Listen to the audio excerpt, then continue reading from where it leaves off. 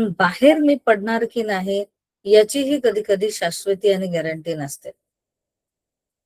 तो व्यक्ती इतका त्या अंधारामध्ये डुबून जातो, इतका त्या काय म्हणतात संकटामध्ये डुबून जातो की त्याला वाटतं की हे आता इथे जीवनाचा शेवट आहे. आणि अशा स्थितीमध्ये परमेश्वराचं वचन आपल्याला काय बोलतं, परमेश्वर आपल्याशी काय म्हणतो? कारण बघा, आपण चांगल्या परिस्थितीमध्ये आहोत, परंतु जगाची परिस्थिती तशी नाहीये. युद्ध सुरू आहे, महागाई जिकडे तिकडे वाढलेली आहे, सर्वसाधारण लोकांचा उदरनिर्वाह म्हणजे दिवसभराचं जेवणाचं सुद्धा त्यांच्या जवळ कोणतंही माध्यम राहिलेलं नाहीये. कडक ऊन आहे, पाऊस आला तर धो येतो, सगळं वाहून घेऊन जातो. ऊन आला तर हाहाकार करून जातो. आणि अशा सगळ्या ह्या कठीण परिस्थितीमध्ये आत्मिक जगतामध्ये सुद्धा युद्ध सुरू आहे. विश्वासणाऱ्यांचा छळ, त्यानंतर आत्मिक प्रीती थंडावणे, प्रेम प्रीती नसणे, आणि बऱ्याच गोष्टी ज्या आहे, जी आपली साधी बोली भाषा जी आहे तीही बदललेली आहे. त्यामध्ये प्रेम माया प्रीती नसून त्यामध्ये एक सिस्टीम आलेली आहे. तर तिचं जीवन हे बदलत चाललेलं आहे. आणि अशा स्थितीमध्ये आपण बऱ्याचदा एकटं होऊन जातो, आपल्याला एकटेपणाचा अनुभव येतो. असं वाटतं की मी आता एकटे आहे आणि यामध्येच आता माझा अंत होणार आहे. आणि अशा स्थितीमध्ये परमेश्वराचं वचन आपल्याला खूप मार्गदर्शन करतं, दिलासा देतं. आणि त्यामध्ये परमेश्वर आपल्याला काय शिकवतो आज आपण हे बघणार आहोत. कारण जेही मी आज सांगणार आहे हे प्रत्येक व्यक्तीच्या जीवनाचा एक भाग आहे. प्रत्येक व्यक्ती हा कधी ना कधी या परिस्थितीमधून प्रवास करत असतो, जात असतो. आणि देवाचं वचन आज आपल्याला आधार म्हणून, एक त्याची आकडी आणि काठी म्हणून आपल्या समोर आज येत आहे की अशा परिस्थितीमध्ये, कठीण मार्गामध्ये, मृत्यूछायेच्या दरीतून, आजार वाढलेले आहेत, आर्थिक स्थिती वाढलेली आहे, कर्ज वाढलेलं आहे, मुलांचं वागणं बदललेलं आहे, मुलांनी तोंड फिरून दिलेले आहे, पती पत्नीमध्ये भांडणं आहेत. हा जो एक संकटाचा एक पिरियड आहे, ज्याला आपण अंधार असं आपल्या जीवनामध्ये म्हणतो, की कोणत्याही प्रकाशाची गोष्ट नाहीये, कोणताही उल्हासित करणारं, आनंदित करणारी गोष्ट नाही. यामध्ये परमेश्वर आपल्याला आज आकडी आणि काठी म्हणून आपल्यासोबत उभा आहे. म्हणून स्तोत्र संहिता काढूया आपण 16. आता काढलंच असेल सर्वांनी. आणि 7वं वचन कोणीतरी वाचावं. परमेश्वराने मला बोध केला आहे, त्याचा मी धन्यवाद करतो.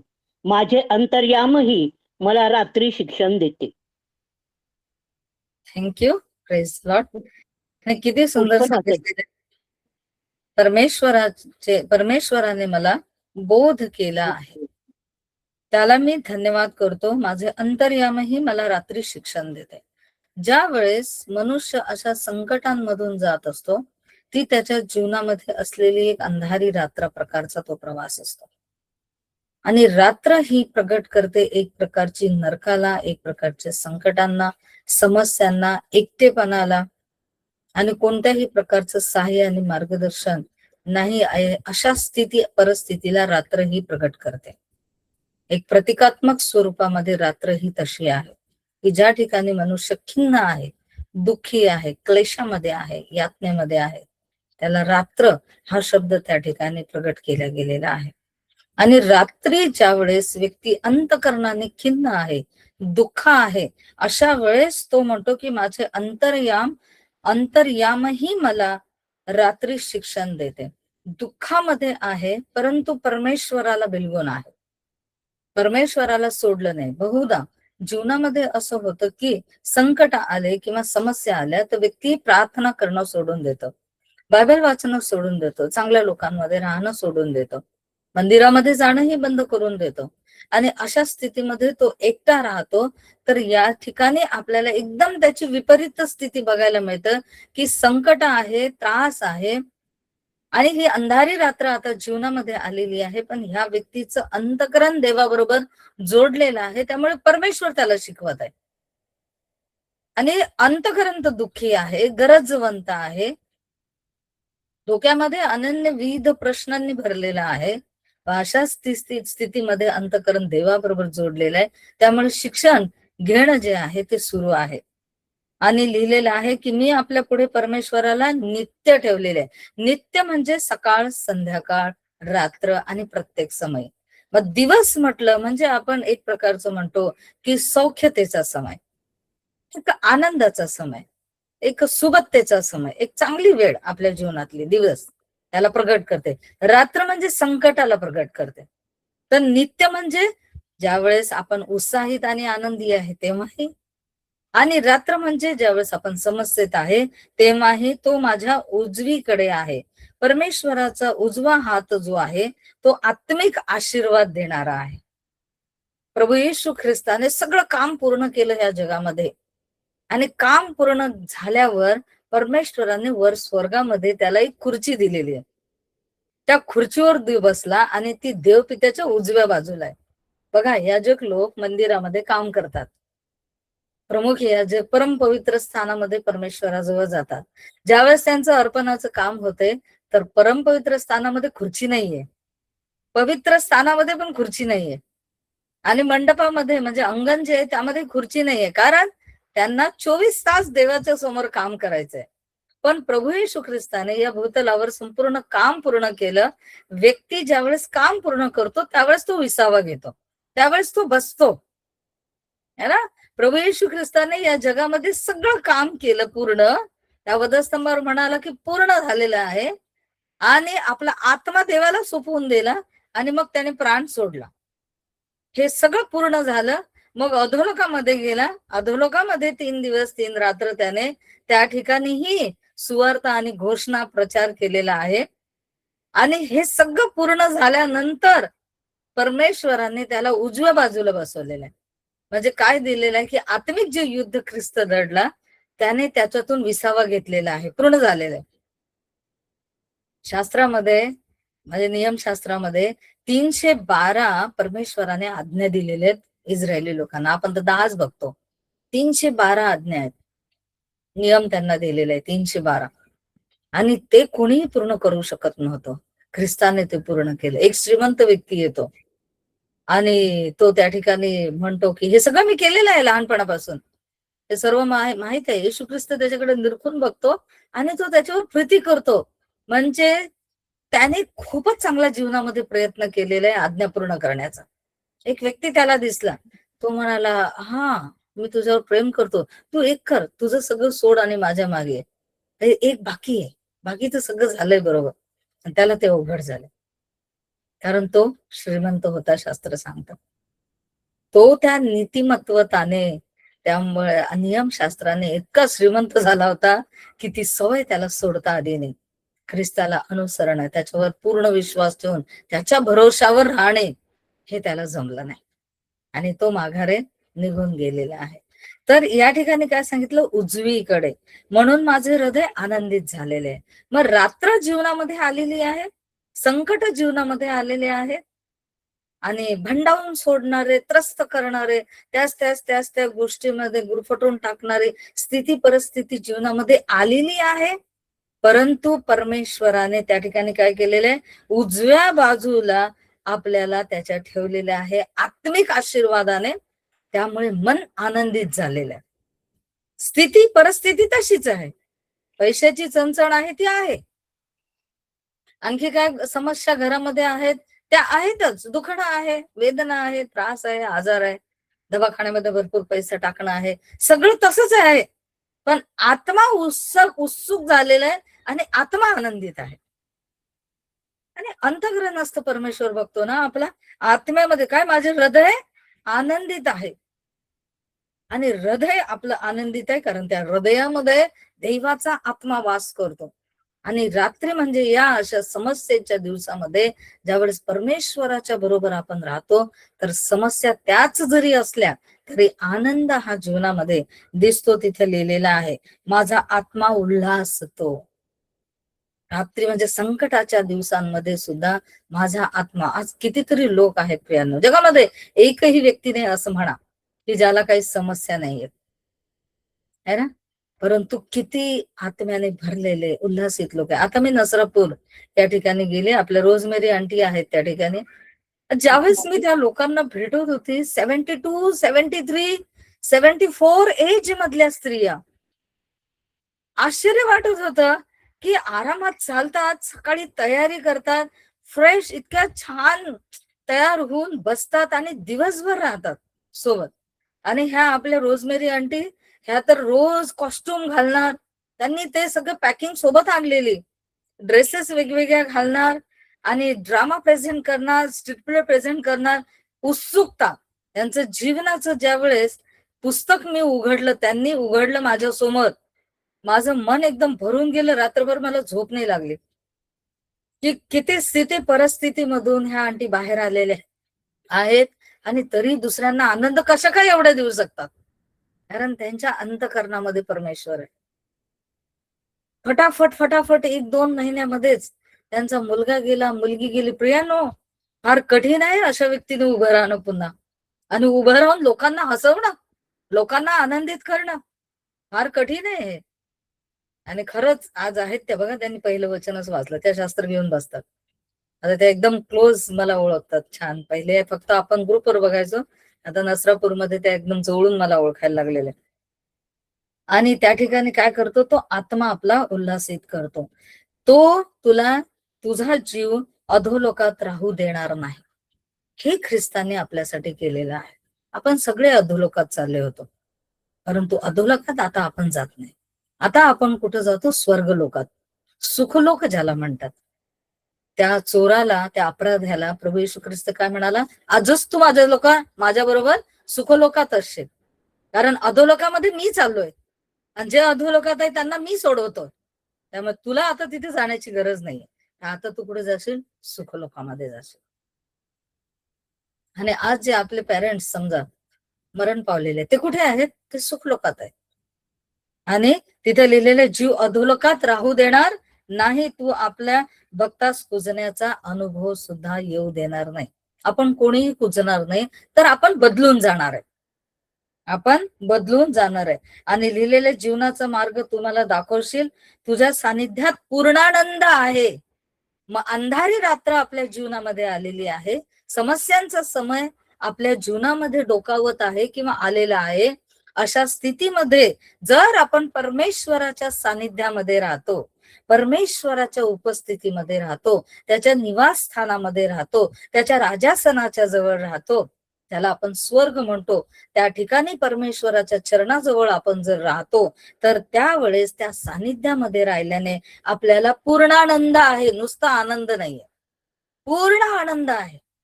अशा स्थिती परिस्थितीमध्ये आपल्याला परमेश्वराच्या सानिध्यामध्ये राहायचंय, त्याच्या उपस्थितीमध्ये राहायचंय.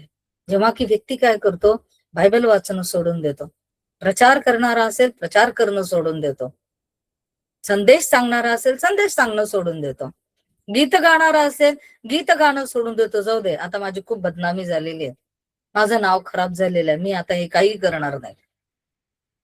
आणि हे सैतानाला हवं असतं. झालेलं काहीच नसतं, काहीतरी कोणीतरी कुठून तरी काहीतरी बोललेलं असतं, त्याचाच आपलं मन इतकं मोठं काहीतरी इश्यू करतो आणि सगळ्यात चांगल्या गोष्टी ज्या आहेत जीवनातल्या, त्यातून आपल्याला दूर करतो. परंतु ज्या वेळेस आपण परमेश्वराच्या उपस्थितीत राहतो, त्यावेळेस तो आपल्याला उजव्या हाताचं बळ त्याच्या देतो, त्याचं सामर्थ्य देतो, आत्मिक उल्हास आणि आनंद देतो, पूर्णता नेतो, आणि मग आपल्या जीवनामध्ये पूर्णानंद येतो, पूर्ण आनंद येतो. मग लोकांना असं वाटते की ह्या व्यक्तीला पाडण्याचे प्रयत्न तर केले मी, आर्थिक समस्याही मध्ये टाकण्याचे प्रयत्न केले, त्याचं मन खिन्न व्हावं असे सगळं बेत मी केला, पण होत का नाही, परिणाम का नाही होत या व्यक्तीवर? कारण तो व्यक्ती परमेश्वराच्या उपस्थितीत आहे. परमेश्वराचं जे ड्वेलिंग पॉवर आहे, त्या सानिध्यामध्ये तो आहे, त्याच्या राजसनाच्या जवळ तो आहे, आणि तिथे कोणत्याही गोष्टीची कमी नाहीये. म्हणून संकट सगळ्यांना आहेत, सगळे घेरलेले आहेत कुठल्या ना कुठल्या बाबीमध्ये, परंतु त्यातूनही आपल्याला पूर्णानंद पाहिजे असेल, देवाच्या उपस्थितीमध्ये आपल्याला राहायचंय. तुझा उजवा हातात सौख्य सदोदित आहे. परमेश्वराचा जो उजवा हात आहे त्यामध्ये सौख्य सर्वदित आहे.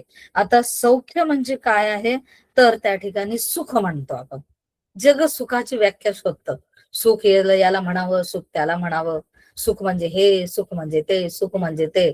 पण आपण विश्वासणाऱ्यांना सुख म्हणजे परमेश्वराची उपस्थिती, आणि म्हणून मी म्हणत असते की ज्या मीटिंग मध्ये आपण गेलेलो आहोत तिथे प्रार्थना झालेली आहे, परमेश्वर त्या ठिकाणी आपल्या आधी उपस्थित झालेला आहे. तिथे आपण आपल्या मनानुसार ये जा करणं किंवा लोकांना डिस्टर्ब करणं बंद करायला पाहिजे. कारण त्यामध्ये आपण जे सुख आणि आनंद घेण्यासाठी आलेले आहे त्यामध्ये आपणच आपल्याला व्यत्यय करत असतो. आणि न आशीर्वाद घेणारे सुद्धा काय म्हणतात 50% वर लोक असतात.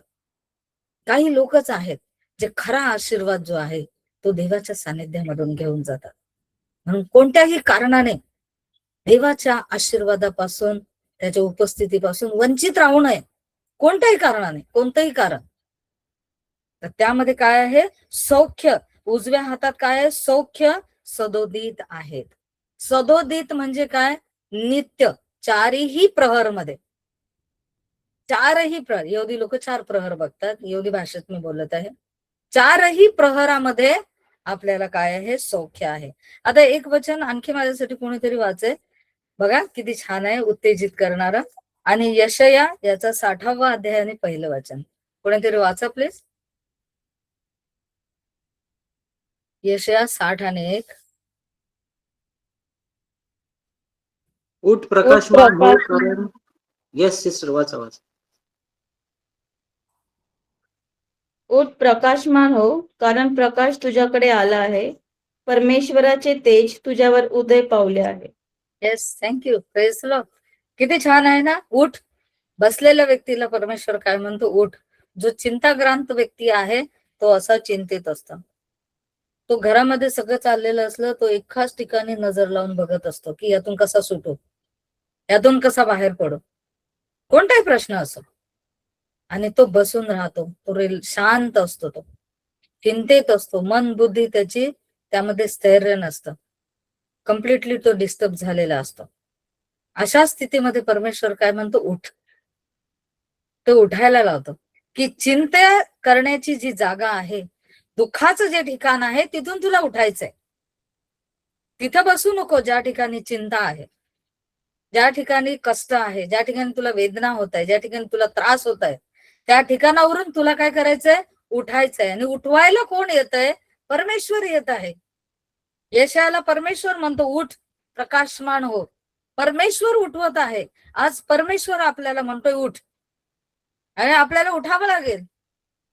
आणि आपण म्हणू की नाही प्रभू, थोडा वेळ अजून चिंता करू दे, मला थोडा वेळ अजून विचार करू दे ना, माझ्या बळाने मी करतो. परमेश्वर म्हणे मग तूच कर, मी चाललो. आणि ज्यावेळेस आपण एकटं पडतो मग त्यावेळेस हे सगळं सहन करणं आपल्या शक्ती पलीकडे जाऊन जातो. म्हणून परमेश्वर जर आज आपल्याला म्हणत आहे की स्थिती परिस्थितीमधून उठ, तर उठावं लागेल. आणि काय म्हणतोय? उठ. आणि उठल्याबरोबर हे कर, ते कर, डोंगरावर जा, एवढे उपास कर, तेवढे उपास कर, एवढे रविवार चर्चमध्ये जा, एवढे शुक्रवार कर, एवढे बुधवार कर, असा परमेश्वर अजिबात बोलत नाहीये. उठ. तो स्वतः प्रकाश आहे आणि तो म्हणतो प्रकाशमान हो, कारण मी तुला उठवलेला आहे, मी जगाचा प्रकाश आहे आणि माझ्यामध्ये प्रकाशमान हो. प्रकाशमान हो म्हणजे काय? अंधार जो आहे जीवनामध्ये तुझा, ज्यामुळे तू संकटात आता परिस्थितीमध्ये तू आलेला आहे, त्यामध्ये तू जर्जर होऊन जो बसलेला आहे, त्यातून तुला आता उठायचंय. माझ्याकडे बघ, आपोआप तू प्रकाशित होशील. आणि प्रकाश हा दिवसाला प्रगट करतो आणि दिवस हा उल्हास आणि आनंदाला प्रगट करतो. काही लोक असतात की ज्यांना रात्रभर झोप येत नाही, ते बस तळमळत असतात अंथरुणावर, काय करू, काय करू, काय करू. चिंता चिंता चिंता, लागते झोप आणि खाटकन उडून जाते. आणि मग ते सगळे विषय डोक्यामध्ये, आणि त्यामुळे नंतर झोप लागत नाही. त्यामुळे बरेचसे आजार मग निर्माण व्हायला लागतात. कारण शरीर हे जे आहे, त्या शरीराला त्या योग्य त्या फंक्शन मध्ये ठेवावं लागतं. आणि अनेक आजार मग मनुष्याच्या जीवनात येतात. अशा वेळेस प्रियांनो, परमेश्वराच्या उपस्थितीत जा. तो त्या भल्या रात्री तुम्हाला शिक्षण देईल, तुम्हाला तो बोध करेल, तुम्हाला तो मार्गदर्शन करेल, तुमचं अंतःकरण तो उल्हासित करेल, पूर्णानंद तुमच्या जीवनामध्ये तो भरून देईल. आणि तो म्हणेल की हा गे प्रकाश झाली तुझ्या जीवनात सकाळ, ह्याची गरज होती. आणि काय म्हटलेलं आहे? प्रकाशमान हो, कारण प्रकाश, जगाचा प्रकाश हा प्रभू येशू ख्रिस्त आहे. तो तुझ्याकडे आलेला आहे. तो ऑलरेडी जगामध्ये येऊन गेलेला आहे. आणि जग हे जे अंधारात होतं त्याला त्याने प्रकाशमान केलेलं आहे आणि म्हणाला तुम्हीही जगाचे प्रकाश आहात. तरी आपण आज चिंतेमध्ये आहोत का? आपण आज कष्टामध्ये आहोत का? दुःखामध्ये आहोत का? आपल्याला यातना होत आहेत का? आपल्याला परमेश्वर म्हणत आहे उठ आणि प्रकाशमान हो. आता उदाहरणाद्वारे थोडस आपण या टॉपिकला समजून घेणार आहोत. तर पहिलं उदाहरण आपण बघूया, उत्पत्तीमध्ये आपण जाऊया. आणि उत्पत्तीमध्ये बघा 14वा अध्याय. उत्पत्ती 14 मध्ये आपल्याला काय काय बघायला मिळते? उत्पत्ती 14व्या अध्यायामध्ये सगळा आनंद आहे. खूप छान छान आहे. 14 मध्ये काय झालेलं आहे की अब्राहम जो आहे त्यावेळेस त्याचं नाव अब्राम आहे. हा नाहीये त्याच्यामध्ये, अब्राम आहे. आणि हा अब्राम जो आहे आपला पुतण्या लोट याला सोडवायला जातो आणि 4 राजांबरोबर त्या ठिकाणी युद्ध करतो आणि 4ही राजांना तो पराजित करतो आणि तो जिंकतो. मग खूप लूट करतो तो, खूप धन संपत्ती. त्याला आता 4 राजांना लुटतो ना तो, धन संपत्ती आणि सगळी मालमत्ता आणि सगळं काही तो त्या ठिकाणी घेऊन असा लवाजमाने जल्लोषाने, विजयी व्यक्ती कसा जात असेल, खूप मोठ्या आनंदाने जोशने जात असेल ना, जय जयकार वगैरे करत, आणि जय जयकार करत मोठ्या जल्लोषाने त्या ठिकाणी तो निघालेला आहे. आणि अशा स्थितीमध्ये म्हणजे ही आता राजांबरोबर विजय पहिली गोष्ट त्याच्या जीवनात चांगली झाली.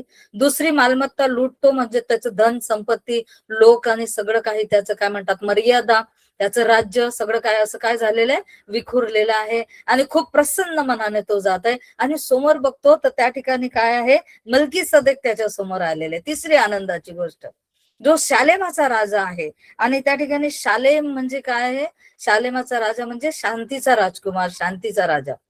आणि तो त्याच्या समोरून आलेला आहे आणि तो नुसता आलेला नाहीये, तर त्याच्यासाठी भाकर आणि द्राक्षरस घेऊन आलेले. चौथी गोष्ट, त्याला म्हणजे तू युद्ध केलेलं आहेस ना, तू मोठा पराक्रम केलेला आहे ना, आता बस आणि ही भाकर खा आणि हा एवढा द्राक्षरस पी. आणि त्याचं मन आनंदित करतो. म्हणजे त्याच्या शरीराने, त्याच्या बुद्धीने, त्याच्या सामर्थ्याने जे केलेलं आहे त्यामुळे त्याला आत्मिक सुद्धा आशीर्वाद त्या ठिकाणी देत आहे. भाकर आणि त्या ठिकाणी द्राक्षरस देतो. आणि हे सगळं बघितलेलं आहे. तो परात्पर देवाचा याजक आहे, तो त्याला आशीर्वादही देतो, आशीर्वाद पण घेतो. म्हणजे सगळं किती छान छान झालेलं आहे ना. आणि आशीर्वादाने हे सगळं बघून अब्राम जो आहे तो भारावून जातो. तो म्हणतो की मी जे हे लुटून आणलेलं आहे त्यातला 10वा भाग मी तुला देतो. आणि 10वा भाग त्या ठिकाणी अर्पण करतो. 10वा भाग तो अर्पण करतो म्हणजे किती आनंदित आहे तो, किती त्याच्या जवळ आहे, त्याचा 10वा भाग तो देत आहे. म्हणजे किती खुश आणि आनंदी या स्थितीत आहे. आणि असं सगळं असताना 15वा अध्यायाने पहिलं वचन कोणीतरी वाचा बघा काय आहे त्या ठिकाणी. उत्पत्ती 15 आणि 1. या गोष्टी घडल्यावर अब्रामात दृष्टांतात परमेश्वराने वचन प्राप्त झाले ते असे, अब्रामा भिवू नको, मी तुझी ढाल आहे, तुला मोठे प्रतिफळ मिळेल. थँक्यू. काय लिहिलेलं आहे बघा, ह्या सगळ्या गोष्टी घडल्या. मी ज्या तुम्हाला 14व्या अध्यायातल्या सांगितल्या, या सगळ्या गोष्टी घडल्या त्याच्या जीवनात. खूप छान छान छान छान मस्त मस्त मस्त खूप छान झालं सगळं. ठीक आहे. आणि ह्या सगळ्या गोष्टी घडल्यानंतर परमेश्वर अब्रामला म्हणतो भिवू नकोस. सगळं चांगलं झालंय, मग अब्राम भीक कशाला होता, कशासाठी घाबरत होता? कारण त्या ठिकाणी लिहिलेलं आहे अब्रामाला दृष्टांतात. दृष्टांत म्हणजे काय आहे? दृष्टांत म्हणजे वेगवेगळ्या प्रकारचे असतात. त्याला आपण नाईट सीन सुद्धा म्हणू शकतो, नाईट इव्हेंट सुद्धा म्हणू शकतो, त्यानंतर नाईट काय म्हणतात सीझन सुद्धा म्हणू शकतो. नाईट सीझन म्हणजे एक संकटाचा एक समय, एक सीझन, की बाबा 1 वर्ष झाले त्याच स्थितीत आहो, 2 वर्ष झाले त्याच स्थितीत आहे, 3 वर्ष झाले त्याच स्थितीत आहे. एक नाईट सीझन, एक संकट किंवा एक परीक्षेचा समय जो आहे, त्या परीक्षेचा समय सुद्धा आपण त्याला म्हणू शकतो. आणि तो रात्रीच्या समयाला ज्यावेळेस झोपलेला आहे, तो दृष्टांत त्याच्या समोर आता घोळत चाललेला आहे. सगळं काही छान आणि चांगलं झालेलं आहे, त्याने ते मनापासून केलेलं आहे. आणि सगळं काही चांगलं झालेले असताना, या गोष्टी घडलेल्या असताना अब्राम ज्यावेळेस आपल्या बिछाण्यावर पडलेला आहे त्यावेळेस त्याच्या समोर काही चित्र डोळ्यासमोर यायला लागले, काही विषय त्याच्या डोक्यामध्ये भंडावायला लागले. किंवा फिरायला लागले, त्याचं अंतकरण त्या ठिकाणी खिन्न झालेलं आहे. आणि ह्या सगळ्या गोष्टी परमेश्वराने बघितलंय आणि परमेश्वराचं वचन त्याला प्राप्त झालंय. अब्राम भिवू नकोस, परमेश्वर अंतकरण बघत आहे. कारण जे काही चित्र तो आपल्या डोळ्यासमोर बघत आहे, भावी आयुष्यामध्ये काय आणि कसं होणार, माझ्याजवळ मालमत्ता आहे, माझ्याजवळ चांगलं साम्राज्य आहे, सगळ्या गोष्टी आहेत, मी शूर आहे, मी वीर आहे, सगळं माझ्याजवळ आहे, पण ह्या सगळ्या धन आणि संपत्तीला मालक कोण, पुढे याचं काय, ही जी गोष्ट त्याच्या समोर एक चित्र म्हणून फिरत होती, तर त्यामुळे तो खिन्न झालेला आहे. पवित्र आत्म्याच्या 2 भाषा आहेत प्रियानो, दृष्टांत आणि स्वप्न. परमेश्वर याद्वारेही आपल्याशी बोलतो, दृष्टांताद्वारे आणि स्वप्नाद्वारे सुद्धा बोलतो. म्हणून रात्रीच्या वेळेस ज्या वेळेस आपण झोपतो, तर देवाच्या वचनाला धरून विचार करून, शास्त्र वाचून, प्रार्थना करून आपण झोपावे, जेणेकरून त्यातून परमेश्वर दृष्टांत स्वरूपामध्ये किंवा स्वप्न स्वरूपामध्ये आपल्याशी बोलेल. आपले प्रश्न असतील किंवा आपल्या करिअर असेल, जीवन असेल, त्याबद्दल सुद्धा आपण त्याच्या समोर जावं, कारण त्या भाषेतून सुद्धा परमेश्वर आपल्यासोबत बोलत असतो. दृष्टांताद्वारे तो आपल्याला मार्गदर्शन करत असतो, स्वप्नाद्वारे तो आपली भेट घेत असतो. आणि अब्राम हा त्या ठिकाणी रात्रीचा आपल्या बिछाणावर असताना दृष्टांत बघत आहे. आणि त्या दृष्टांतामध्ये त्यांनी काय बघितलेलं आहे, तर परमेश्वराचं वचन बघितलेलं आहे. कारण त्याचं मन खिन्न होतं, तो दुःखी अंतकरणाने, सगळं माझ्याजवळ आहे परंतु दुःखी अंतकरणाने तो होता. आणि दुःखी अंतकरणाने असताना त्या दृष्टांतात त्याला परमेश्वर दिसला. किती चांगली गोष्ट आहे. संकटामध्ये आहे, कोणतीही गोष्ट काही समोर नाही आलं आणि परमेश्वर समोर आला.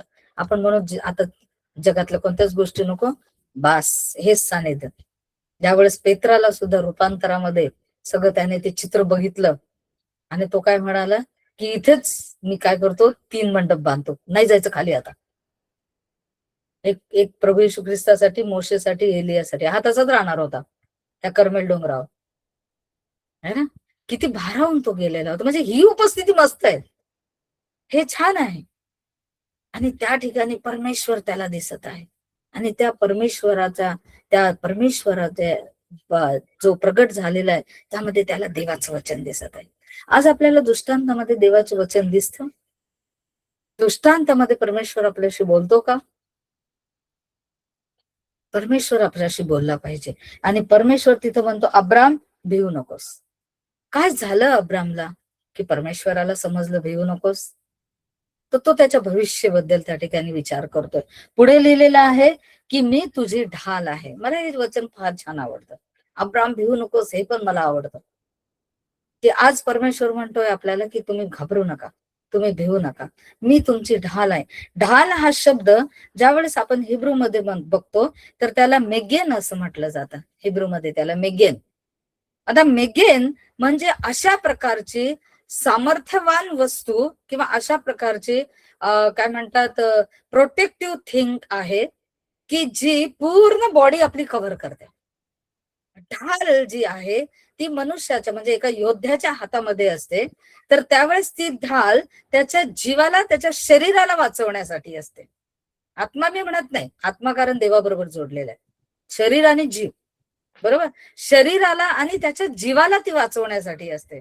तो ढाल या हातामध्ये घेतो, तलवार इकडनं तो चालवतो आणि वार जर त्याच्या डोकावर होत असेल तर ढाल तो इथं ठेवणार, हृदयावर होत असेल तर तो इथं ठेवणार, हातापायावर होत, म्हणजे ती ढाल काय करते, त्याला प्रोटेक्ट करते, त्याला ती संरक्षण देते. आणि या ठिकाणी ते परमेश्वर आहे म्हणतोय की मी तुझ्यासाठी ढाल आहे.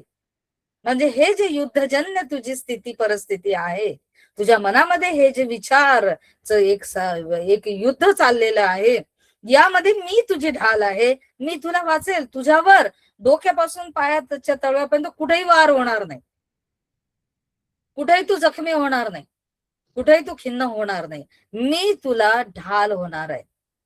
मेगेन म्हणजे काय, तो पूर्ण संरक्षित अशा प्रकारची वस्तू त्या ठिकाणी ती आहे. आणि ती संरक्षित जी वस्तू आहे, ती प्रोटेक्टिव्ह थिंग्स जी आहे ती आपल्यासाठी परमेश्वर आहे असं आज म्हणतो. की तुम्ही अंथरुणावर झोपत सुद्धा नाही, एक नाईट सीन मध्ये तुमचं जीवन चाललेलं आहे.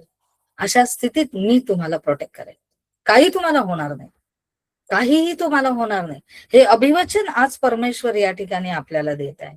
आणि पुढे म्हणतो, तुला मोठे प्रतिफळ मिळेल. जे दुःखी आहे, कष्टी आहे, आणि अशा स्थितीमध्ये परमेश्वर म्हणतो, पहिले मी तुला संरक्षण देईन आणि नंतर तुला प्रतिफळ सुद्धा त्या ठिकाणी मी देणार. आता प्रतिफळ म्हणजे काय? तर प्रतिफळ म्हणजे एक प्रकारचं त्या ठिकाणी दुसरा एक शब्द जर बघितलं तर तिथं सॅलरी असा शब्द त्याचा अर्थ होतो, वेतन असा अर्थ होतो, किंवा मोबदला असंही त्याचा अर्थ होतो.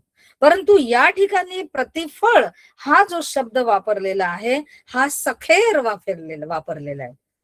आणि सखेर हा शब्द हिब्रू मध्ये त्या ठिकाणी आपल्याला बघायला मिळतं की रिवॉर्ड म्हणून दिलेला आहे. प्रतिफळ, रिवॉर्ड, मराठीमध्ये छान शब्द आहे तो प्रतिफळ. रिवॉर्ड म्हणून तिथे दिलेला आहे, एक बक्षीस म्हणून दिलेलं आहे की माझ्यावर तू विश्वास ठेवतो तर मी तुझी ढाल होणार, आणि तू माझ्यावर विश्वास ठेवल्यामुळे, माझ्या सानिध्यात उपस्थितीमध्ये राहिल्यामुळे मी तुला रिवॉर्ड देईन, मी तुला बक्षीस देईन. मी तुला त्या ठिकाणी सखेर म्हणजे काय आहे की तुला मी बक्षीस देईन. आणि बक्षीस परमेश्वर काय देतो तर आपल्याला नवीन करारामध्ये प्रेषितांचे कृत्य 2ऱ्याच अध्यायात समजते. ते एक बक्षीस आहे, ती एक देणगी आहे. देणगी, बक्षीस एकच शब्द आहे. आणि पवित्र आत्मा, की जो असा पवित्र आत्मा जो कधीही आपल्याला सोडत नाही, सुखात दुखात रात्री दिवसा प्रत्येक प्रहराला आपल्या क्षणासोबत राहतो. आपण झोपलेला आहोत तरी पवित्र आत्मा आपल्या सोबत आहे, आपण कामामध्ये आहोत तरी पवित्र आत्मा आपल्या सोबत आहे, कारण तो आपल्या अंतःकरणामध्ये आहे आणि आपल्या अंतःकरणाचं जतन तो करत आहे. कारण अंतःकरणाचं वचन सांगतं, सर्व रक्षणीय वस्तूंपेक्षा तू आपल्या अंतःकरणाचे विशेष रक्षण कर. कधी कधी आपण असमर्थ ठरतो, त्यावेळेस पवित्र आत्मा आपल्या अंतःकरणाला जतन करत असतो की देवाची उपस्थिती या अंतःकरणामध्ये कायम राहील. खूप मोठे कार्य पवित्र आत्म्याचे आपल्या जीवनामध्ये आहेत प्रिया.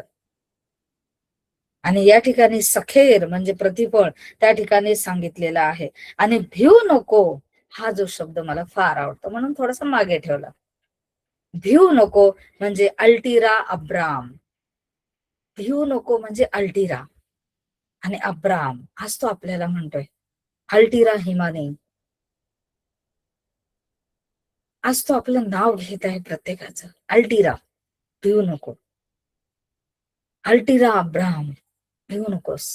भिऊ नको म्हणजे काय? अल्टिरा आणि म्हणजे तो काय की कितीही भयंकर परिस्थिती तुझ्या जीवनामध्ये तुझ्या विचारानुसार असो, कितीही भयान रात्र तुझ्या जीवनामध्ये येऊ, कितीही वादळ आणि तुफान तुझ्या जीवनामध्ये येऊ, परंतु त्यामध्ये मी तुझ्या बरोबर आहे.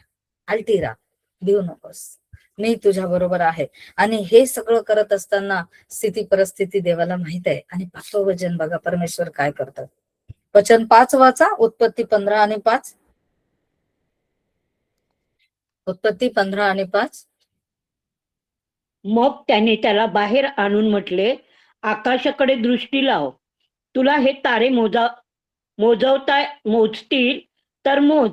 मग त्याने त्याला सांगितले, तुझी संतती अशीच होईल. येस, त्याचा विषय संतती होता. आणि त्या परिस्थितीमध्ये तो त्या ठिकाणी आपल्या बिछाणावर आहे आणि दृष्टांत बघितलेला आहे. आणि परमेश्वराने त्याच्यासाठी काय केलेलं आहे, त्याला म्हणाला, मग त्याने त्याला बाहेर आणून म्हटले. म्हणजे ज्या ठिकाणी तू चिंताक्रांत झालेला आहे तिथून त्याचा हात धरला, त्याला बाहेर आणलं. बाहेर घरामध्ये काय होता? अंधार. विचारांमध्ये काय होता? तो अंधार. त्यातून परमेश्वराने बाहेर आणलं आणि बाहेर आणून परमेश्वराने त्याला डिस्ट्रॅक्ट केलंय. त्याचं लक्ष कुठे लावलेलं आहे? वर. खाली खिन्न अवस्थेमध्ये तू खाली विचार करून ज्या नरकाच्या गोष्टी आहेत, नाशाच्या गोष्टी आहेत, त्या खाली, खिन्न मनुष्य खाली बघत राहतो. परंतु परमेश्वराने त्याला वर, त्याला डायरेक्ट त्याचं नजर वर केली, आकाशाकडे. आकाश हा स्वर्ग दर्शित केला जातो आणि आकाशाकडे दृष्टी लाव म्हणजे वरच्या गोष्टीकडे बघ. स्वर्गाकडे बघ, खाली काय बघत राहिलेले संतान, हे ते ते ते ते वर बघ.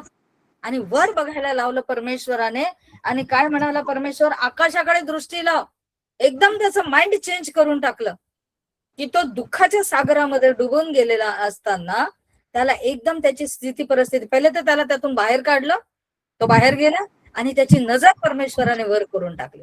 आज परमेश्वर आपल्याला म्हणत आहे, ज्या स्थिती आणि परिस्थितीमध्ये आपण आहोत त्यातून बाहेर निघ आणि वर बघ स्वर्गाकडे, ज्या ठिकाणी सनातन यहोवा परमेश्वर, परात्पर देव परमेश्वर त्याचं राजासन आहे. त्या ठिकाणी कोणत्याही गोष्टीची कमी नाहीये. कोणाचं तरी माईक सुरू आहे, प्लीज बंद करा. कोणत्याही चांगल्या गोष्टीची कमतरता त्या ठिकाणी नाहीये. त्याकडे तुझी दृष्टी लाव. तिथे बघ किती मोठा उगम आहे त्या ठिकाणी. आणि तिथे काय सांगितलेलं, तिथे दृष्टी लाव, तुला हे तारे मोजता येतील तर मोज. लाग, हे दुसरं काम दिलं परमेश्वराने त्याला. तू कोणतं काम करत होता? विचार करण्याचं. असे विचार की जे पूर्णपणे देहिक आणि जगिक आहेत, त्यापेक्षा स्वर्गीय गोष्टीकडे लक्ष लाव आणि हे काम कर. आता काय तर आशीर्वाद मोज. तारे मोज म्हणजे काय? आशीर्वाद. परमेश्वराने हे जे तारे घडवलेले आहेत ना, हे देवाचा महिमा वर्णन करतात प्रियांनो. ते देवाचं गौरव करतात. सूर्य जो आहे जगाला प्रकाश देणारा, परंतु हे रात्रीचे त्याच्या आधी आलेले असतात. आणि सर्वप्रथम 3-3:30 भोर समयी उठूनच ते देवाचा महिमा आणि देवाचं गौरव करत असतात. टिम टिम टिम टिम टिम टिम टिम टिम करत असतात. रात्रीचा जर जाग आला तर अंगणात जाऊन उभे राहा, बघा ते कसे चमकत असतात, टिमटिमत असतात. त्या अंधारावर ते मात करत असतात. ते सामर्थ्य परमेश्वर आपल्याला देत आहे की अंधारी रात्र जी आहे त्याच्यावर टिमटिमत राहणं, सामर्थ्य देणं. कारण प्रकाश आपल्याकडे येतच आहे. उगवता जो सूर्य आहे तो प्रभू येशू ख्रिस्त आहेच, पण आपणही टिमटिमत राहिलं पाहिजे, त्याची महिमा करत राहिली पाहिजे, म्हणजे त्याच्या प्रकाशाने आपण प्रभावित होऊ. किती अर्थ आहे ना शास्त्रामध्ये. आणि तिथं काय लिहिलेलं आहे, तुला हे तारे मोजता येतील तर मोज. मग त्याने त्याला सांगितले, तुझी संतती अशीच होईल. संततीचा विचार करतोय ना, या तारां एवढी. हे जे सगळे आशीर्वाद आहेत ना, हे सगळे आशीर्वाद तुझे आहेत. आज परमेश्वर या ताऱ्यांप्रमाणे आपलं जीवन बनवू इच्छित आहे. परमेश्वर या ताऱ्यांप्रमाणे आपल्याला आशीर्वादही देऊ इच्छित आहे. आणि या ठिकाणी एक शब्द त्या ठिकाणी वापरलेला आहे की काय, तुझी संतती अशीच होईल. त्याला एक शब्द आहे सफार. मला फार आवडतो हा शब्द. सफार म्हणजे स्वर्गाने देवाचा महिमा वर्णन केला. तारे दाखवत आहे. हे तारे काय करत आहे? देवाचा महिमा वर्णन करत आहेत. तारे सकाळी उठतात पहिल्या पहाटे आणि सूर्याची किरण सुद्धा बाहेर येण्याच्या आधी, आणि हे परमेश्वराचा महिमा वर्णन करतात. सफार. आज त्या समयी परमेश्वराच्या समोर या आणि बसा. बघा आपलं जीवन महिमामय जीवन होऊन जाईल. अनेक आशीर्वाद जेवढे त्या तारांगणामध्ये दिसतात ना, एवढे तारे तो आपल्याला, तेवढे आशीर्वाद तो आपल्याला देऊ इच्छित आहे. आशेचं वचन मी देत असते नेहमीच, कारण ख्रिस्ताने मला खूप मोठी आशा आणि एल्पिस धन्य आशा मला दिलेली आहे. त्यामुळे माझं जीवन आत्मिक दृष्टिकोनातून फार आनंदी आहे. आणि त्यामुळे माझी इच्छा असते की आपण सर्वांनी आनंदामध्ये राहावं. की जसे हे तारे देवाचा महिमा करतात, तशाच प्रकारचं आपण सुद्धा देवाचं वर्णन, महिमेचं वर्णन केलं पाहिजे, त्याचं गौरव केलं पाहिजे. त्या स्थितीतून आपण बाहेर आलं पाहिजे. सफार. त्या स्थितीतून आपण बाहेर येऊन देवाचं महिमा आणि गौरव केलं पाहिजे. एक आणखी उदाहरण आपण बघूया थोडस समजण्यासाठी. दानिएल 6:23 मध्ये त्या ठिकाणी फार छान लिहिलेलं बघा. दानिएल एक युवक आहे, तरुण, अगदी तरुण, 22-23 वर्षाचा आहे. आणि ह्या त्याच्या वयामध्ये काय झालेलं आहे की त्याने परमेश्वराचं मुख, परमेश्वराकडे मुख केले, खिडकी उघडलेली आहे, प्रार्थना केलेली आहे नित्य नियमानुसार, आणि त्याचा त्याला दंड मिळाला. जसा की ह्या प्रकारच्या स्थितीत आता आपण आहोत की काही सभा घेणार किंवा काही बोलणार ख्रिस्ताबद्दल की लगेच आपल्याला पकडायला आजूला बाजूलाच असतात. आणि ते म्हणजे बघा आता चर्चवर हल्ले वगैरे ते होणं सुरू आहे, तर ही स्थिती तेव्हा पण होती. आणि अशा स्थितीमध्ये दानिएलाला तिथे पकडण्यात आले, सिंहाच्या गुहेत टाकलं. गुहा म्हणजे अंधकाराचं प्रतीक आहे. उजेडातून तो अंधारात गेला. परत ती गुहा आहे म्हणजे त्या ठिकाणी काय आहे? कीटक आहे, जीवजंतू आहे, दुर्गंधी आहे, घाण आहे, अंधार आहे. आणि अप्रसन्न अशी ती जागा आहे, न आवडणारी जागा. त्यातल्या त्यात अजून त्याच्या सोबत त्याच्या जोडीला सिंह पण आहे त्याला खाण्यासाठी. आता सिंह प्रतिकात्मक स्वरूपामध्ये सैतानाला दर्शवला जातं की कोणाला गिळावे असा तो त्या ठिकाणी सिंहाला सांगण्यात आलेला आहे. आणि सैतान पण सोबत आहे, सिंह म्हणजे सैतान पण सोबत आहे. अंधारी रात्र आहे, परीक्षेची रात्र आहे, जीव जंतू किडे तेही त्याच्या बरोबर आहे, आणि एकटा आहे, मित्र पण नाहीयेत. अशा स्थितीमध्ये हा 22-23 वर्षाचा तरुण किती ढळायला पाहिजे होता. परंतु ती पूर्ण अंधारी रात्र अशा सर्व गंभीर स्थिती परिस्थितीमध्ये, भयावह स्थितीमध्ये, की कोणत्या क्षणाला हा सिंह माझ्यावर आक्रमण करेल, अशा स्थितीमध्ये भीतीच्या वातावरणामध्ये असताना तो त्या ठिकाणी परमेश्वराची प्रार्थना करत होता. कारण 23व्या वचनामध्ये काय लिहिलंय, वाचा कोणीतरी. दानिएल 6:23 मिळालं का कोणाला? वाचा. तेव्हा राजाने अत्यंत हर्षित होऊन आज्ञा केली की दानिएलास गुहेतून बाहेर काढा. त्याच गुहेतून बाहेर काढले. तो त्याला काही इजा झाल्याचे दिसून आले नाही, कारण त्याचा आपल्या देवावर भरोसा होता. Thank you, praise the Lord. किती सुंदर आहे. पहिली तर गोष्ट महत्वाची आहे की राजाने त्याला सांगितलं बाहेर काढायला. राजाने बाहेर काढायला यासाठी सांगितलंय की त्याला समजलेलं आहे की हा या ठिकाणी त्याच्या देवाने याला जिवंत ठेवलेलं आहे. बरोबर, ठीक आहे. राजा उल्लसित झालाय. बाहेर काढायला, बाहेर म्हणजे अंधारातून आता तो बाहेर येतोय. आणि दानिएलातून गुहेतून बाहेर काढले तेव्हा त्याला काही इजा, म्हणजे जीव जंतू त्या ठिकाणी आहे, दुर्गंधी आहे, एक मुंगी सुद्धा त्याला चावलेली नाहीये. ते काही इजा सांगितलेलं आहे की मुंगी चावून जशी एक थोडीशी आपल्या शरीरावर गाठ किंवा लाल चट्टा येतो, ते सुद्धा त्याच्या शरीरावर झालेलं नाहीये. आणि सिंह तर तसेच बसलेले आहे. म्हणजे सैतानाच्या बरोबर हा व्यक्ती रात्रभर आहे, तर सैतान काही करू शकला नाही, असा त्याचा आत्मिक अर्थ होतो. तो त्या ठिकाणी त्या सिंहांच्या बरोबर आहे, हिंस्र आणि आक्रमक पशूंच्या बरोबर आहे, अगदी जवळ, फार जवळ. परंतु ते त्याला काहीच करू शकले नाही. काही इजा झाली नाही, काहीही इजा झालेली नाहीये. किती थोर आणि किती भरभक्कम या तरुणाचा देवावर विश्वास आहे. तो देवाच्या उपस्थितीमध्ये आहे.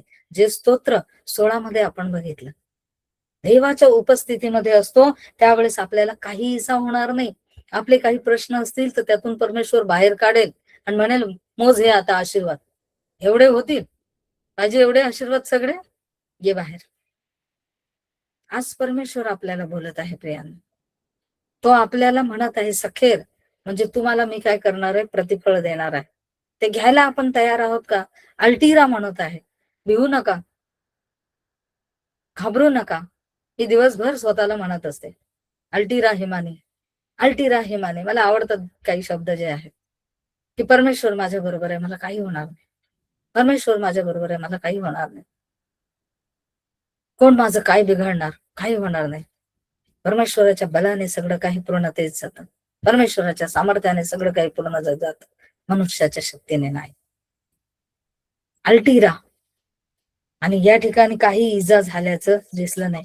आणि एक शेवटचं उदाहरण आपण बघणार आहे, खूप छान आहे नवीन करारामध्ये. आता मार्क शुभवर्तमान याच्यामध्ये आपण जाणार आहोत. सॉरी, मार्क नाही, मत्ते मध्ये जाऊया. मत्ते शुभवर्तमान याचा 14वा अध्याय. आणि या ठिकाणी आपल्याला 14व्या अध्याय आणि 25वं वचन, एक वचन वाचा माझ्यासाठी.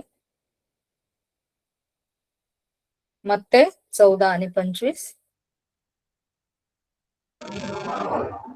तेव्हा रात्रीच्या 4थ्या प्रहरी तो समुद्रावरून चालत त्याच्याकडे आला.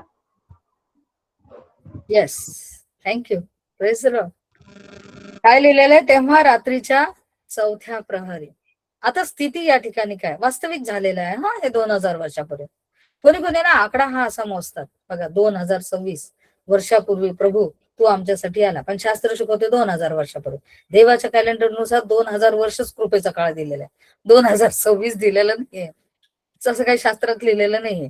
लोक इतके ज्ञानी झालेले आहे ना की काही ऍड करतात, इकडचं तिकडचं काही वाचतात आणि काही मनाचं हे करून टाकतात, डिटेल अभ्यास काही करत नाही, डिटेल काही समजून घेत नाही, आत्मिकतेने काही समजून घेत नाही, शास्त्री काही आत्मिकतेने वाचत नाही, आडून धुडून इकडून तिकडून काहीतरी ऐकलेलं असते आणि काहीतरी बोलत राहतात. बरेच लोक म्हणतात 2026व्या वर्षामध्ये तू आम्हाला आणलंय वगैरे वगैरे असं. पण 2026 वर्षापूर्वी प्रभू तू आमच्यासाठी मरण पावला असं नाहीये. 2000 वर्षच कृपेचे दिलेले आहे. हे तर मनुष्याचं कॅलेंडर आहे. देवाच्या कॅलेंडरनुसार फक्त 2000 वर्ष आहे. ज्यावेळेस 2000 वर्ष पूर्ण होतील, मध्य आकाशामध्ये प्रभू येशू ख्रिस्त येईल. त्यानंतर 7 वर्ष, त्या 7 वर्ष जसे संपतील देवाच्या कॅलेंडरनुसार, तसा परात्पर यहोवा म्हणून या जगाचा न्याय करण्यासाठी प्रभू येशू ख्रिस्त येईल. बरोबर, हे सगळं देवाच्या कॅलेंडरनुसार होतं, माणसाच्या कॅलेंडरनुसार अजिबात होत नाही. या ठिकाणी काय दिलेलं आहे की हे खरा वृत्तांत 2000 वर्षापूर्वी घडलेला आहे, की सगळेजण एका ठिकाणी आहेत, लोकसमुदाय आहे, प्रभू येशू ख्रिस्त आहे, 12 शिष्य आहेत. प्रभू येशू ख्रिस्त म्हणतो की मी आता जरा डोंगरावर जातो, आणि तो त्या ठिकाणी कर्मेल डोंगरावर तिथे गेलेला आहे प्रार्थना करण्यासाठी. तो रात्रीचं प्रार्थनाच करायचा शिकवतो आपल्याला प्रभू येशू ख्रिस्त. आपण प्रभू येशू ख्रिस्ताचं अनुसरण करणारे आहे, तर त्याच्या गोष्टी आपण अनुसरल्या पाहिजे, त्याच्यावर विश्वास ठेवून त्या प्रकारे केलं पाहिजे. आपण किती दान देतो, किती दशांश देतो, किती सत्कार्य करतो, किती चर्चमध्ये मदत करतो वगैरे वगैरे, ह्याने आपल्याला स्वर्ग मिळणार नाही. आपला विश्वास किती आहे आणि ख्रिस्ताला आपण कशा प्रकारे आपल्या जीवनामध्ये चालवत आहे यावर आपल्याला प्रभू येशू ख्रिस्त ओळखणार आहे. दान धर्म केल्याने अजिबात ओळखणार नाही. ते चुकीची कल्पना आहे, चुकीची कल्पना आहे ती. आपण ख्रिस्ताला किती अनुसरण करतो आणि त्याच्यावर किती विश्वास ठेवतो खंबीरतेने कोणत्याही स्थिती आणि परिस्थितीमध्ये, यावर आपला न्याय आहे. ठीक आहे. तर इथं प्रभू येशू ख्रिस्त कर्मेल डोंगरावर गेलाय, शिष्यांना तो म्हणतो की तुम्ही तारवात बसा आता, आणि तुम्ही ना किनारा पार करून तिकडे तुम्ही निघून जा. आणि लोकसमुदाय तर आपल्या घरी निघून गेले. प्रभू येशू ख्रिस्त प्रार्थना करत आहे, हे तारवातून निघालेले आहे. मध्य समुद्रामध्ये 12 शिष्य गेलेले आहेत, आणि वारा जो आहे तो फार तुफानी वारा आता आहे, की इतका तो आहे की ते लाटांनी हैराण झालेले आहेत. ते तारू त्यांच्याकडून वल्लवता येत नव्हतं, त्यांना तिकडे पण जाता येत नव्हतं, मागे पण येता येत नव्हतं. मध्य समुद्रामध्ये आलेले आहे. रात्रीचा समय आहे, संकटाला दर्शवलं जातं, की रात्र संकटाला दर्शवलं जातं. त्यात भयंकर तुफान, की मनुष्य हे सगळे 12 जण हैराण झालेले, की यांना काही जमत नाहीये. दिवसभर प्रभू येशू ख्रिस्ताचं शिक्षण ते घेत आहेत, प्रभू येशू ख्रिस्ताकडून स्वर्गराज्याच्या गोष्टी ऐकत आहेत, परंतु तरी देखील त्याच्यापासून ते दूर गेलेले. ख्रिस्ताने सांगितलेलं आहे की तुम्ही पलीकडे जा, आणि संकट आलेलं आहे. कधी कधी आपल्याला वाटते नियमित मी चर्चला जाते, नियमित प्रार्थना करते, नियमित हे करते, नियमित ते करते, मग माझ्यावरच हे प्रश्न का आले. आणि मग आपण स्वतः आपलं जीवन जे आहे स्वतःच्या बुद्धीने परीक्षण करत राहतो. त्यामुळे आपण आनंदी होत नाही, खिन्न होऊन जातो. कारण कधीही स्वतःचं जर परीक्षण केलं तर कुठं ना कुठं चूक दिसतेच. पण स्वतःकडे न बघता जर ख्रिस्ताकडे आपण बघतो, तर आपल्याला आपल्या जीवनामध्ये ख्रिस्त दिसतो, आणि ख्रिस्त हा परिपूर्ण आहे, आणि त्या परिपूर्णामध्ये तो पूर्णानंद आपल्याला देतो. म्हणून आपलं जीवन हे ख्रिस्त केंद्रित असलं पाहिजे, स्वकेंद्रित नसलं पाहिजे, पाप केंद्रित मुळीच नसलं पाहिजे. आणि सैतानाला सतत धरणं तर ते तर नकोच जीवनामध्ये असलं पाहिजे. ते कसं, ख्रिस्त केंद्रित, पुढे बघणार. आणि हे त्या ठिकाणी हैराण झाले. प्रभू येशू ख्रिस्ताची प्रार्थना झाली आहे रात्रभराची, आणि तो डोंगरावरून खाली उतरला. खाली उतरल्यानंतर रात्रीच्या 4थ्या प्रहरी तो आपल्या शिष्यांच्या समोर येतो. तो किनाऱ्याच्या जवळ आला, बघतो तर तारू त्यांचं मध्य समुद्रामध्येच आहे, आणि बापरे केवढा वारा. आणि या वाऱ्यामध्ये हे जे शिष्य आहेत ते बिलकुल झुंजत आहे मृत्यू बरोबर, की मृत्यू त्यांच्यावर येणार. आता जर त्यांचा तारू उलटा पालटा झाला की ते गेले समुद्राच्या तळाला. ते झुंजत आहे आपल्या जीवासाठी. आणि अशा स्थितीमध्ये प्रभू येशू ख्रिस्त किनाऱ्यावर उभा आहे. प्रभू येशू ख्रिस्त फक्त किनाऱ्यावर आहे, आणि ते मध्य समुद्रामध्ये आहे. आणि किनाऱ्यावर त्या ठिकाणी असताना प्रभू येशू ख्रिस्त तिथून 4थ्या प्रहरी, आता 4थ्या प्रहर म्हणजे यहुदी लोकांप्रमाणे 4 त्यांचं दिनचर्या जी आहे ती 4 भागामध्ये विभागलेली आहे. आणि पहिला आहे संध्याकाळी 6 ते 9 पहिला प्रहर, 9 ते 12 दुसरा प्रहर म्हणजे रात्रीचा मध्यरात्र, त्याच्यानंतर 12 ते 3 फार मध्यरात्र तिसरा प्रहर, आणि 3 ते 6 हा चौथा प्रहर असा आहे. अशा 4 प्रहरांमध्ये त्यांची रात्र जी आहे ती घेतात, आणि 4 प्रहर दिवसाचे, एकूण 8 प्रहर त्यांचे आपल्याला बघायला मिळतात. तर आता रात्रीच्या चौथ्या प्रहरी म्हणजे 3 ते 6 या ठिकाणी निबिड अंधकार आकाशामध्ये असतो.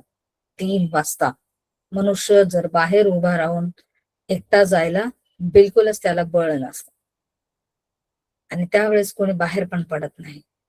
अशा स्थितीमध्ये प्रभू येशू ख्रिस्त किनाऱ्यावर आलेला आहे. भयान समय, वादळ आणि तुफान आहे, आणि किनाऱ्यावर तो उभा आहे. त्यावेळेस आपल्या जीवनामध्ये असा अंधार असतो, तुफान असतं, हैराण झाले असतो, जीवाबरोबर आपण झुंजत असतो. त्यावेळेस प्रभू येशू ख्रिस्ताला आपल्याला बघायचंय, तो आपल्या बरोबर आहे. आपली नजर तेवढी आपल्याला फेकायला पाहिजे की तो आपल्या बरोबर, तो आपल्याला सोडत नाही. आपल्याला वाटतं की तो गेला डोंगरावर, तो गेला इकडे तिकडे. आता कोण ह्या परिस्थितीमध्ये? शिष्यांना तेच वाटत असेल की येशू ख्रिस्ताच्या नावाने ओरडायचं कसं, तो डोंगरावर आहे. परंतु ज्यावेळेस ते किनाऱ्यावर बघतात तर ख्रिस्त त्यांना दिसतो, त्यांना ख्रिस्त दिसत आहे. आज डोळे उघडा आणि बघा, ख्रिस्त तुमच्या जवळच आहे.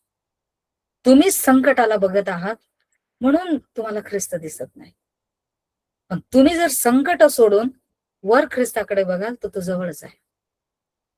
आणि म्हणून तर अब्रामाला त्याने बाहेर काढलं, आणि म्हणूनच तर दानिएल बाहेर निघाला तर त्याला कोणतीही इजा झाली नव्हती, कारण तो अत्यंत जवळ आहे, त्याची उपस्थिती जवळ आहे. त्याला फील केलं पाहिजे आपण, त्याचा अनुभव आपण घेतला पाहिजे. आणि या ठिकाणी तो तिथे आलेला आहे. आणि त्यानंतर त्यांच्याकडे आला. शिष्य त्याला समुद्रावरून चालताना पाहून घाबरून गेले. पहिलेच घाबरलेले आहेत, मृत्यूशी झुंजत आहे, आणि आता आणखी घाबरले, हे काय समोर. आणि ते घाबरून गेले आणि म्हणाले, भूत आहे.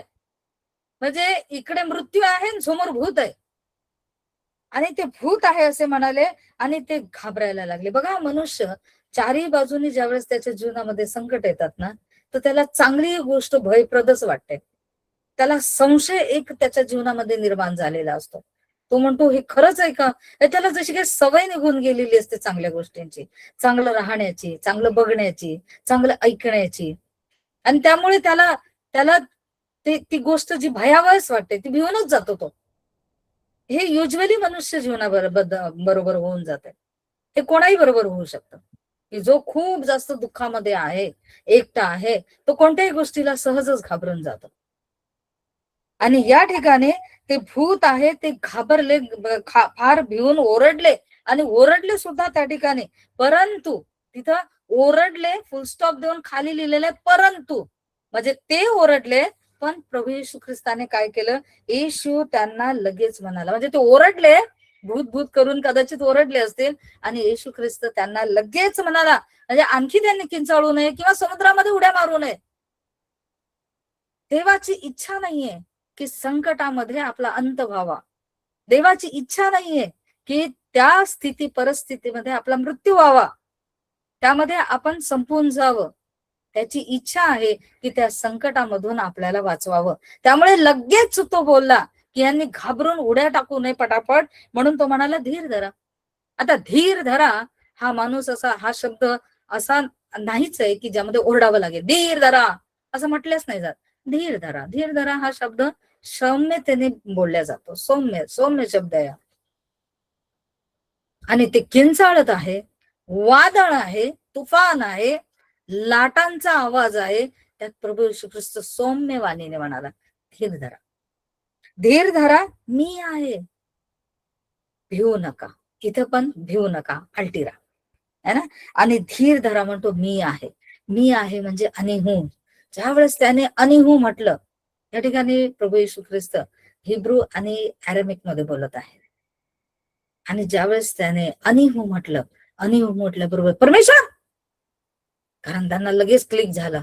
मोशेला बोलला होता परमेश्वर अनिहू म्हणजे मी आहे.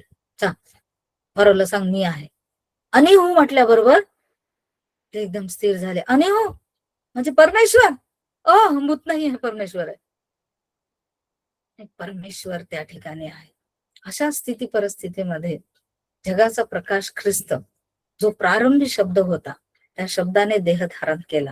त्या देहाला परमेश्वराने नाव दिलं येशू. तो म्हणतो आणि मी आहे. आज तो आपल्या बरोबर आहे. आणि मी आहे. तेव्हा पेत्राने उत्तर दिले, प्रभूजी आपण असाल तर पाण्यावरून आपल्याकडे येण्यास मला सांगा. संकटांचं त्याला आता काही किंमत नाहीये. वादळाला तो आता घाबरत नाहीये. तो तुफानी वारा त्याला आता हैराण करत नाहीये. काही नाही. त्याचे नेत्र आता परमेश्वराकडे आहे. एक मंडळीला परमेश्वर म्हणतो की संकट आहेत, दुःख आहेत, यातना आहेत, हैराण करणाऱ्या स्थिती आहेत, मृत्यूपर्यंत घेऊन जाणाऱ्याही काही बाबी आहेत. अशा स्थितीत तुम्ही जर माझ्याकडे बघता, तुमची नजर माझ्याकडे लावता, तर मी त्या ठिकाणी आहे. आणि त्यावेळेस मी जे शांत स्वरामध्ये म्हणतो मी आहे आणि तर त्यावेळेस पेत्र काय म्हणतो की मला तुम्ही जर आहे तर मला सांगा, मी येतो. म्हणजे हे वादळ आहे ना, हे वादळ मी जसं तुम्ही तुडवलं तसं मीही तुडवण्यासाठी तयार आहे. एक मंडळीला आज आव्हान आहे. जगाची स्थिती परिस्थिती फार कठीण आहे. आर्थिक समस्या लोकांच्या फार वाढत चाललेल्या आहे. आरोग्याच्या समस्या वाढत चाललेल्या आहे. भांडणतांडे वाढत चाललेले आहे. कोर्ट कचऱ्या वाढत चाललेल्या आहे. या सगळ्या वादळीय परिस्थितीमध्ये परमेश्वर म्हणतो आणि मी आहे. आणि त्या सगळ्यांना तुडवून तुम्हाला ख्रिस्तापर्यंत जायचं आहे. त्या परिस्थितीला बघायचं नाहीये. पेत्राने बघितलं, तो डगमगला. आपल्याला नाही डगमगायचं, कारण तो डगमगला आणि त्यातून आपण शिकलो की आपण नाही बघायचं वादळाला. तो डगमगला, डुबायला लागला, म्हणून आपण नाही डुबलं पाहिजे का? नाही. एक जण खड्ड्यात पडला, दुसऱ्याने खड्ड्यात पडलं पाहिजे का? पहिला तो पडला खड्ड्यात, म्हणून त्याने दुसरीकडून जायला पाहिजे का? खड्ड्यातच पडायला पाहिजे. मग तो डगमगला, आपण नाही डगमगायचं. त्यासाठीच तर लिहिलंय की आपण डगमगू नये. आणि आपण मात्र ख्रिस्ताकडे बघत जायचंय. या स्थिती परिस्थितीमध्ये एक आव्हान, एक आशेचं, दिलासा देणारं, मनाला शांत करणारं, विचार करणारं असं वचन मी तुमच्या समोर आणलेलं आहे. की ख्रिस्त म्हणतो आणि मी आहे. तो आपल्याला आपल्या सर्व स्थिती परिस्थितीतून बाहेर काढणारा परमेश्वर आहे. असा बाहेर आपल्याला काढेल की आपल्या जीवाला त्या ठिकाणी कोणतीही इजा सुद्धा होणार नाही. आशेच्या आशे वन पीस मध्ये आपण राहू.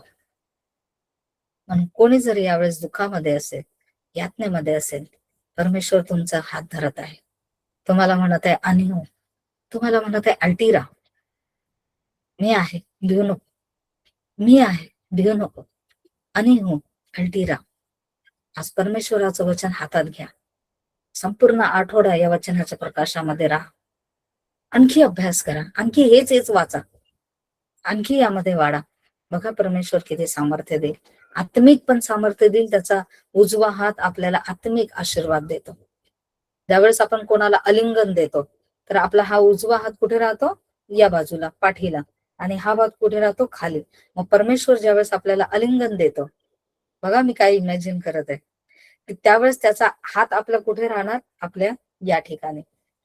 पहिले तो आपल्याला या हाताने धरेल आत्मिक आशीर्वादाने, नंतर तो आपल्याला या हाताने म्हणजे सर्व जगातील आशीर्वादाने सुद्धा तो आपल्याला आत्मिक आशीर्वाद पण देईल आणि जगिक आशीर्वाद पण देईल.